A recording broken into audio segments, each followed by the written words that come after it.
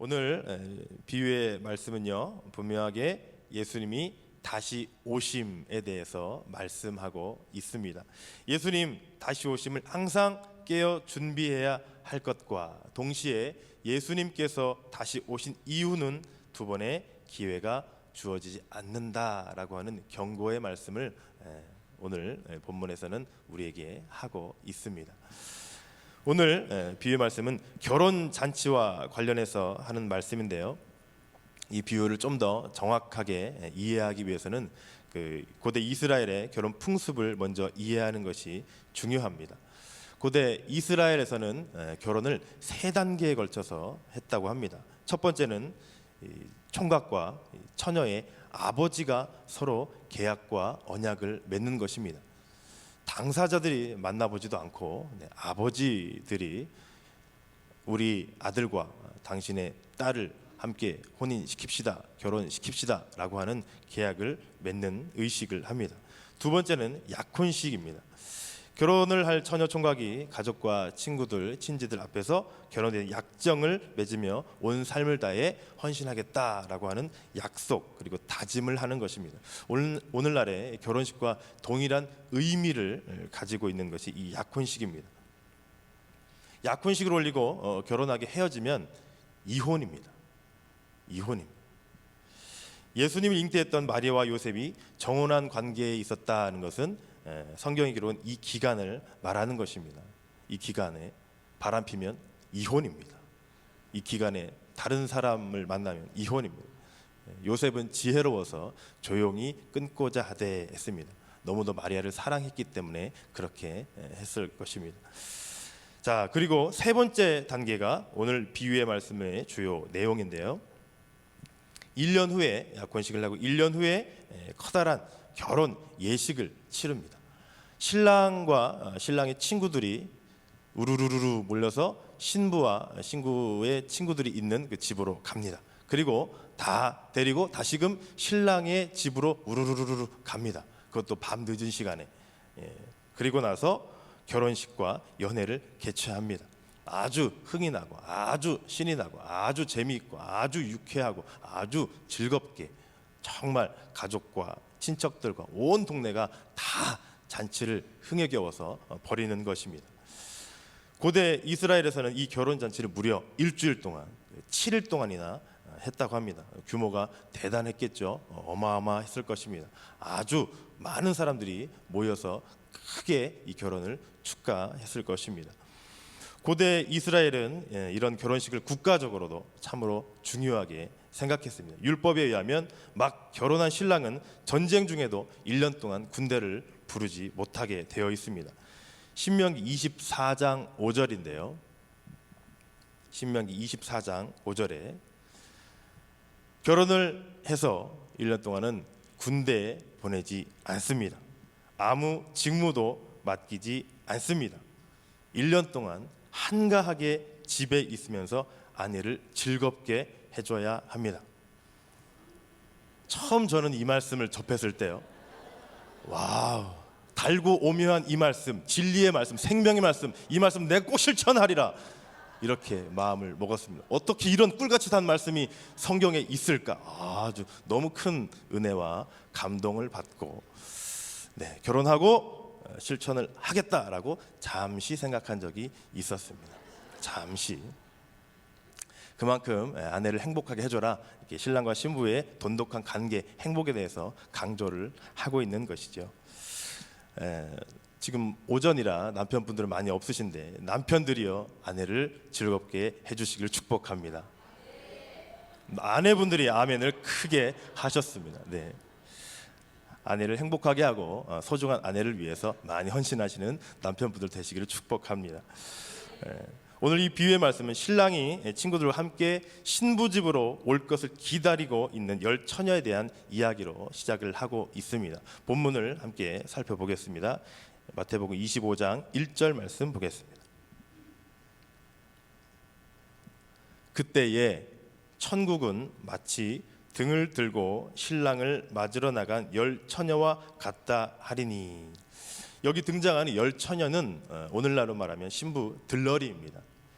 신부의 친구들이 신부를 위해서 많은 것들 도와주고 또 같이 있어주고 힘도 주고 용기도 주고 손을 잡아주는 그런 신부 들러리들입니다.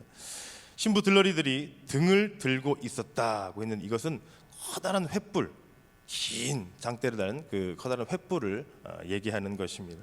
신부 집에서 신부 화장도 도와주고 결혼 예복 입는 것도 도와주고 신부와 함께 신랑과 신랑의 친구들을 기다리는 그런 역할을 했던 신부의 들러리들, 열처녀입니다. 여기서 질문이 있습니다. 그러면 이 열처녀는 누구를 상징하고 있을까요? 과연 이 열처녀는 누구를 이야기하고 있을까요? 이 10명 모두는 자신을 크리스찬이라고 말하는 사람들입니다. 모두 입으로 예수를 구주로 고백하는 사람들입니다. 예수님이 자신에게 속해 있다고 말하는 그런 사람들입니다. 주님을 맞이할 준비를 하고 있다고 하는 그런 사람들입니다. 모두가 주님 다시 오심을 기다리고 있다고 말하는 사람들입니다. 그러면 왜 이 10명을 이야기했을까? 그리고 그러면 이 10명이 모두 다 같은 것인가? 모두 다 횃불을 들고 있었고 모두 다 결혼 예복을 입고 있었는데 이 10명은 똑같은가? 분명히 말씀은 이 10명이 다 같지 않았다라고 말씀하고 있습니다. 무언가 다른 점이 있다고 말씀하고 있습니다. 2절 말씀 보겠습니다. 그 중에 5은 미련하고 5은 슬기 있는 자라 했습니다. 5은 지혜로운 처녀들입니다. 그리고 나머지 5은 어리석은 처녀들입니다. 이것이 다른 점입니다. 겉으로는 다른 점을 찾을 수 없을지 몰라도 그 중심을 보면 분명히 다른 것이 있습니다. 3절과 4절 말씀 보겠습니다. 미련한 자들은 등을 가지되 기름을 가지지 아니하고 슬기 있는 자들은 그릇에 기름을 담아 등과 함께 가져갔더니 슬기로운 처녀들이 그릇에 기름을 담아 가져갔다는 것은 신랑이 늦게 올 수도 있는 것을 감안하여 따로 이렇게 용기에다가 준비를 했다는 것입니다. 여분을 더 준비했다는 것입니다. 저녁에 도착할 것이라는 신랑의 일행이 아주 늦은 밤에 도착할 수도 있기 때문에 그렇게 따로 미리 준비를 해서 그 등불, 횃불이 꺼지지 않도록 했다는 것이죠. 당시에는 결혼 지참금 때문에 이 액수 때문에 조정하느라고 신랑이 늦게 오는 일이 좀 비일비재하게 종종 있었다고 합니다.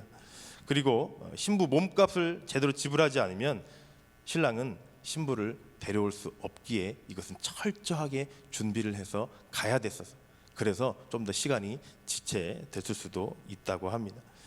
저 미련한 5 처녀들은 밤중에 신랑이 온 그제서야 비로소 자기들의 등불에 기름이 부족하다는 것을 인식했습니다. 어리석은 처녀들은 이런 돌발 사태에 대해서 전혀 준비하고 여분의 기름을 가져오지 않은 것입니다. 이것이 결정적으로 다른 것입니다. 지혜롭고 슬기 있는 처녀들과 어리석고 미련한 처녀들의 결정적인 차이점이 바로 여기에 있는 것입니다. 이것은 신랑을 맞이해야 하는 들러리들이 신랑을 맞이하기 위해서 준비를 철저히 했느냐 안 했느냐의 차이입니다.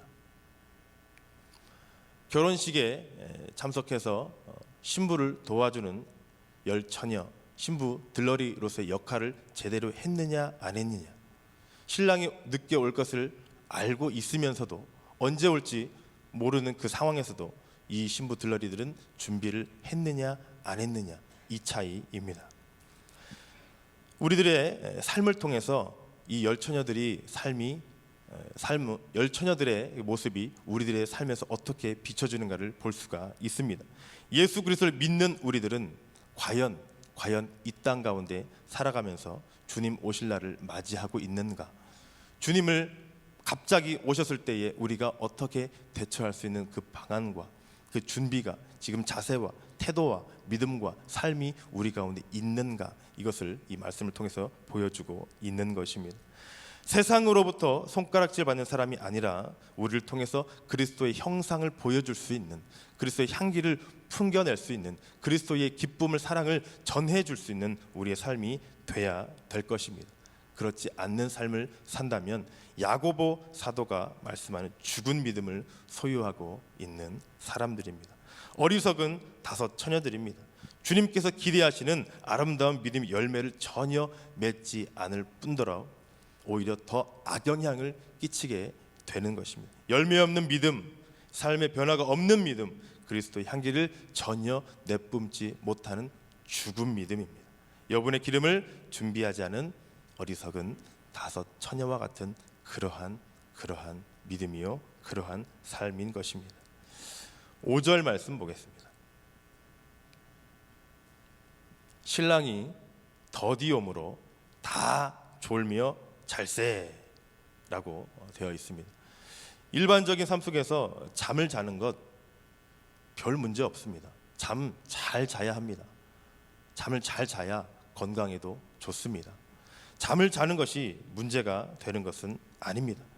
깨어 있으라, 이 말은 잠을 자지 말라 이 뜻이 아니라 매일의 삶 속에서 예수님께서 더디 올 수 있으니 준비하고 있어라, 갖추고 있어라, 이 뜻입니다.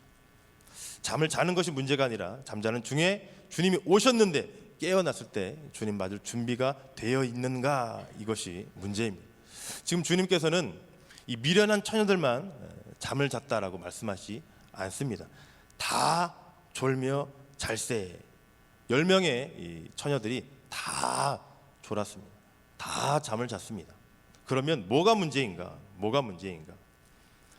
슬기로운 처녀들은 잠이 들었지만 깨어나서 주님을 맞이할 준비가 되어 있었습니다.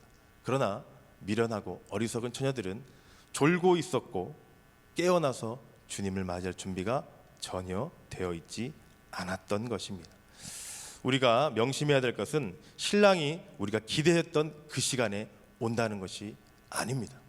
전혀 예상하지 않은 시간에, 많이 지체되어 있는 시간에, 우리가 생각지도 못했던 그 시간에 온다는 것입니다. 잠을 자되 평상시에 준비를 철저히 해야 합니다. 본문 6절 말씀 보겠습니다. 밤중에 소리가 나되 보라, 신랑이로다, 맞으러 나오라 하매. 누군가 외쳤습니다. 신랑이 온다, 신랑이 오고 있다. 신랑과 그의 친구들이 신부의 집으로 오고 있다. 밤 12시에 신부 집에 와서 모두 데리고 우르르르 데리고, 그리고 다시 신랑 집으로 우르르르 가서 결혼 예식을 치르는 것, 재밌지 않습니까? 재미있지 않습니까? 좀 신기하지도 않습니까? 왜 그랬을까? 근데 여기서 강조하고 있는 것은 예상치 못한 시간입니다. 예상하지 못한 시간에 대해서 말씀하고 있는 것입니다. 전혀 예상하지 않는 시간에 주님께서 다시 오신다는 것을 강조해서 말씀하고 있는 것입니다. 어떻게 한밤중에 다시 오실까요? 도둑같이 오신다라고 말씀에 되어 있습니다. 도둑이 언제 도둑질하러 갈지 얘기합니까? 내가 몇 날 몇 시에 갈 터이니 너희들의 집에 있는 소중한 물건, 값나는 물건을 현관문 앞에 정돈하게 쌓여서 내가 그것을 갖고 갈 수 있도록 쉽게 하라라고 도둑은 결코 이야기하지 않습니다. 전혀 예상하지 않을 때, 그때 주님이 오신다는 것입니다. 우리가 퍼져 있을 때, 우리가 아무 준비도 갖춰지지 않을 때, 우리가 그야말로 소위 나태해져 있을 때, 마음도 믿음도 신앙도 모든 삶도 다 하나님 원치 않으신 그런 삶을 우리가 살고 있을 때, 그때 갑자기 주님이 오실 수 있다는 것입니다. 어리석은 5 처녀들 역시 신랑이 올 것을 알고 있었습니다. 결혼 예식과 잔치가 있을 것 알고 있었습니다. 그러나 준비하지 않은 것입니다. 분명히 오늘은 내 친구인 신부가 결혼을 하는 날인데, 신랑과 신랑의 친구들이 오는 날인데 조금 늦어질 뿐이지, 그러나 준비를 하지 않았다는 것입니다. 사람들이 준비가 되어 있지 않아도 어느 순간 신랑은 옵니다. 영광스럽게 옵니다. 그리고 영광스러운 결혼 예식은 진행이 됩니다. 주님의 재림은 역사 속에서 진행이 되는 것입니다. 언제인지 알 수는 없으나 반드시 임하게 되는 것입니다. 오늘 본문 7절 말씀 보겠습니다. 7절과 8절 말씀 우리 다 같이 함께 읽겠습니다. 시작.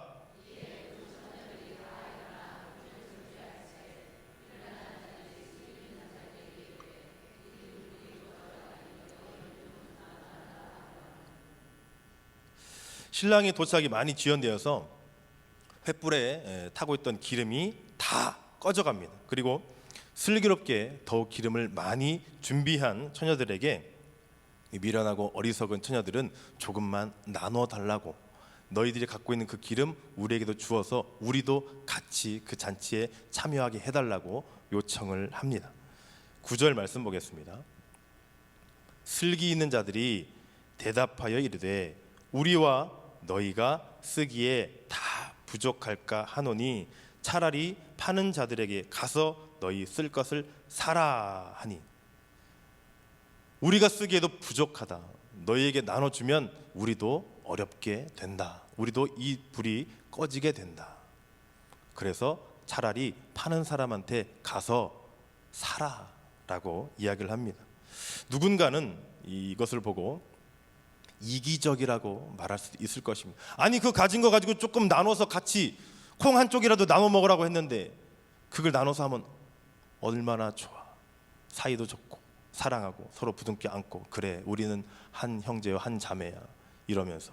그러나 그것은 구원을 이루기 위해서 필요한 그 어떤 것도 다른 사람들로부터 얻을 수가 없는 것입니다. 우리 스스로 각자의 몫입니다. 그것은 개인과 주님과의 1:1 관계에 의해서 형성되는 것입니다. 하나님 나라는 각자의 믿음으로, 각자의 준비로 들어가는 것입니다.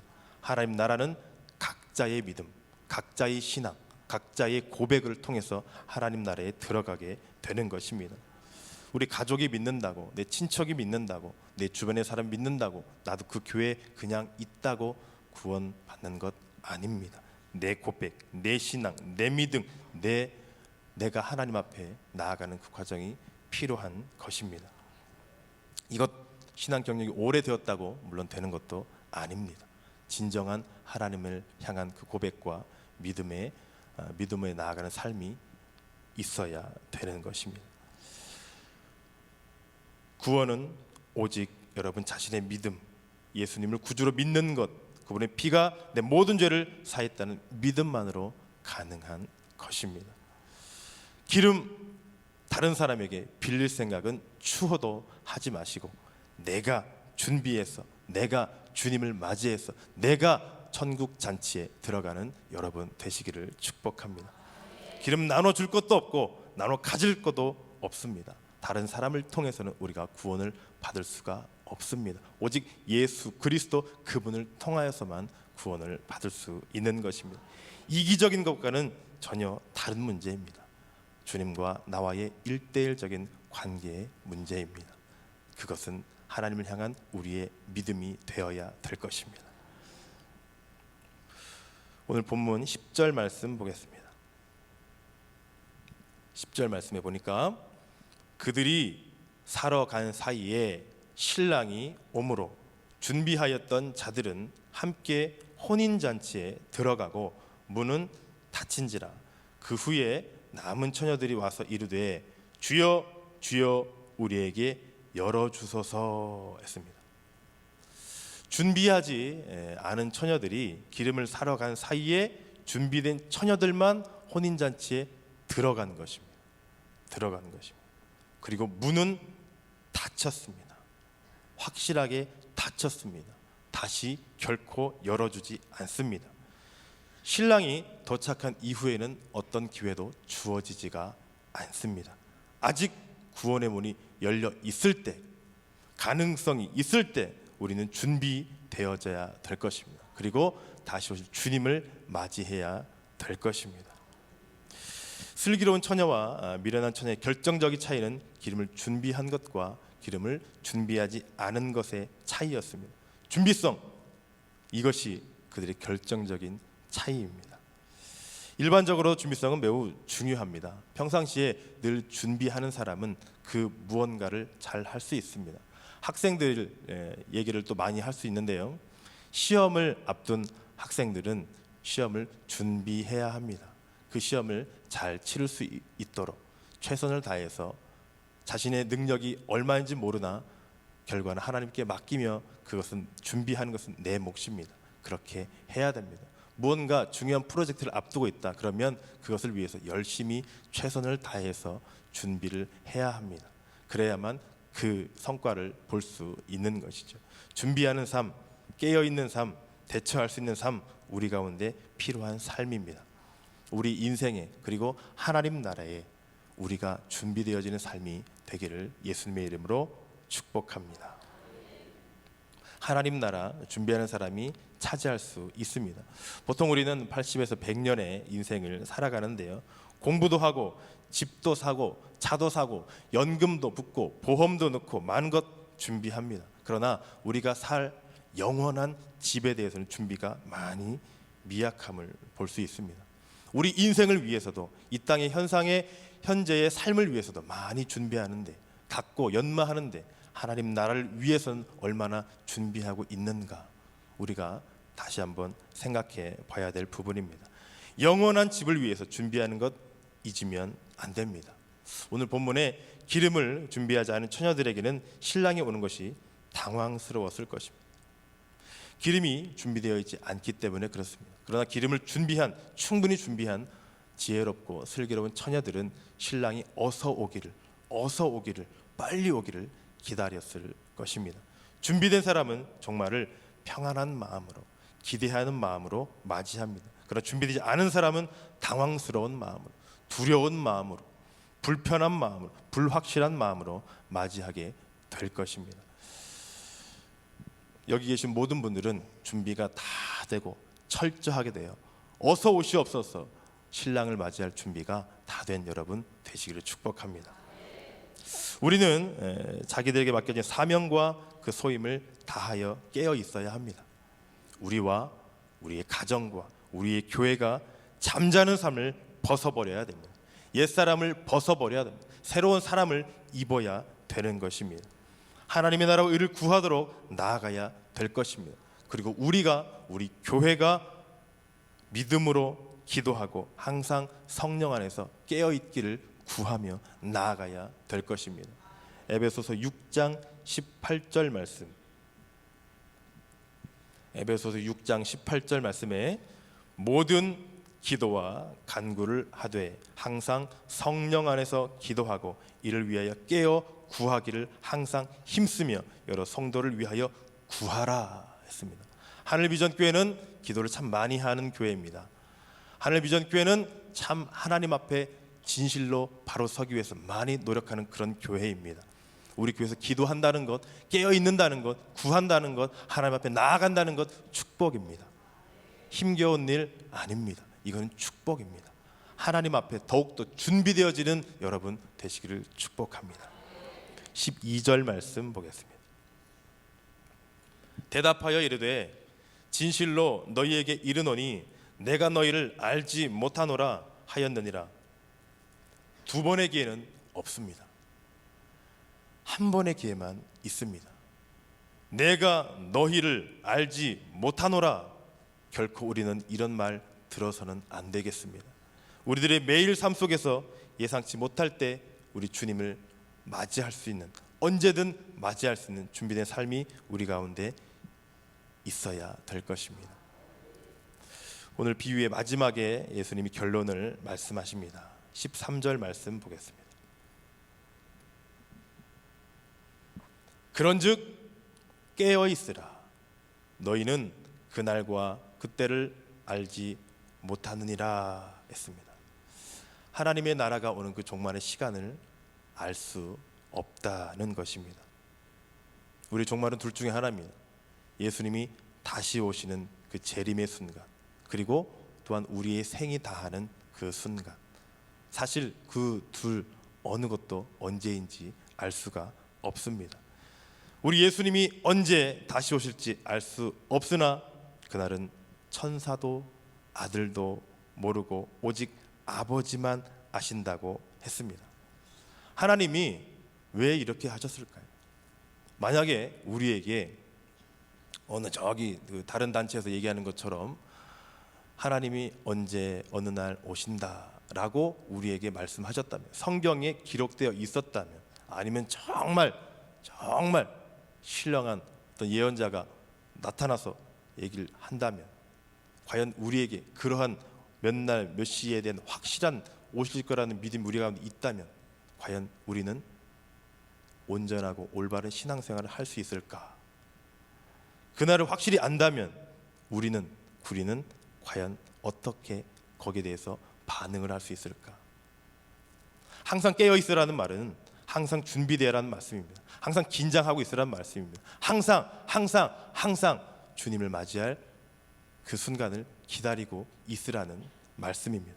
언제 오실지 모르기 때문에 항상 깨어 있으라는 것입니다. 우리가 더욱더 하나님을 찾고 부르짖고 나아가게 하기 위한 하나님의 사랑입니다. 하나님의 마음입니다. 하나님이 우리를 향하신 그러한 계획인 것입니다. 대충이라도 언제 오신다, 14만 4천이 채우면 된다, 몇 년 내에 오신다, 몇 시에 어느 산으로 임하신다, 이런 얘기 결코 믿지 마시기 바랍니다. 사람들이 미혹하는 것입니다. 사기치는 것입니다. 그렇게 주님은 오시지 않습니다. 우리는요, 이런 마음이 있어야 됩니다. 항상 주님이 오늘 나를 부르실지라도 감사하는 마음으로 가게 하여 주시옵소서. 주님의 보혈 의지합니다. 주님을 사랑하기 후회 없이 가게 하여 주시옵소서. 이런 마음으로 준비를 해야 합니다. 내 시대에는, 내 때는 결코 오지 않으실 거야, 이런 생각은 하지 마시기 바랍니다. 내일 주님이 오실지도 몰라, 이런 마음으로 준비하시고 깨어있는 여러분 되시기를 축복합니다. 마지막으로 고린도 후서 13장 5절 말씀을 보겠습니다. 고린도 후서 13장 5절 말씀입니다. 너희는 믿음 안에 있는가? 너희 자신을 시험하고 너희 자신을 확증하라. 예수 그리스도께서 너희 안에 계신 줄을 너희가 스스로 알지 못하느냐? 그렇지 않으면 너희는 버림받은 자니라. 우리는 항상 믿음의 안에 살고 있는지 돌아보아야 합니다. 예수 그리스도의 가르침과 그의 뜻대로 준행하며 살고 있는지 우리는 돌아봐야 합니다. 그분의 영광을 위해 살고 있는지, 우리 자신을 위해 이 땅에서 잘 먹고 잘 살기 위해서 살고 있는지 돌아봐야 합니다. 우리 하늘비전교회 성도님들은 지혜롭고 슬기로운 처녀처럼 등불과 기름을 준비하여서 늘 깨어있고 성령 충만하게 주님 오실 날을 기다리며 바라보고 나아가는 여러분 되시기를 주님의 이름으로 간절히 축원합니다. 깨어있기를 소망합니다. 주님과 함께 동행하기를 소망합니다. 주님의 손 붙들고 함께 나아가신 여러분 되시기를 축복합니다.